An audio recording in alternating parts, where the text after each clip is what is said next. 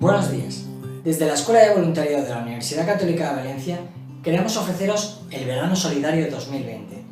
Este año ofertamos dos tipos de modalidad diferente de voluntariado, la modalidad online y la modalidad presencial.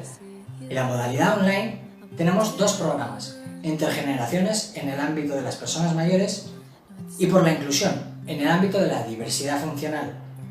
Y en la modalidad presencial tenemos 5 programas, enseñando aprendo en el ámbito de la infancia, jóvenes y mayores en el ámbito de las personas mayores, entre amigos en el ámbito de la diversidad funcional, más que jóvenes en el ámbito de jóvenes en riesgo de exclusión social y Casal de la Pau en el ámbito de la exclusión social.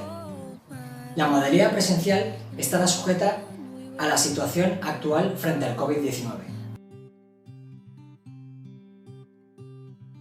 Esparza, becario de la Escuela de Voluntariado, y este año he estado involucrado en el proyecto de Alter, que trabaja con personas con diversidad funcional, y la verdad es que es impresionante porque hemos hecho todo tipo de planes con ellos, como irnos al circo, al cine, teatro, etc.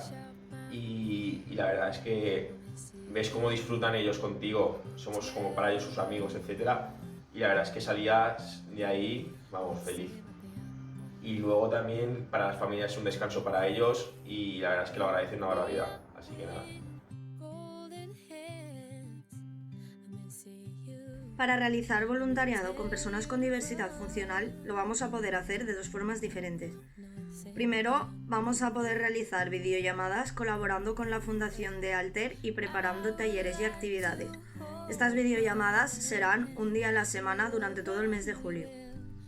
Después, también vamos a poder colaborar con la Fundación Alter y la Fundación Espurna para realizar talleres y actividades al aire libre. En esta modalidad vais a tener que elegir una semana durante todo el mes de julio y el horario será de lunes a viernes de 9 de la mañana a 2 del mediodía.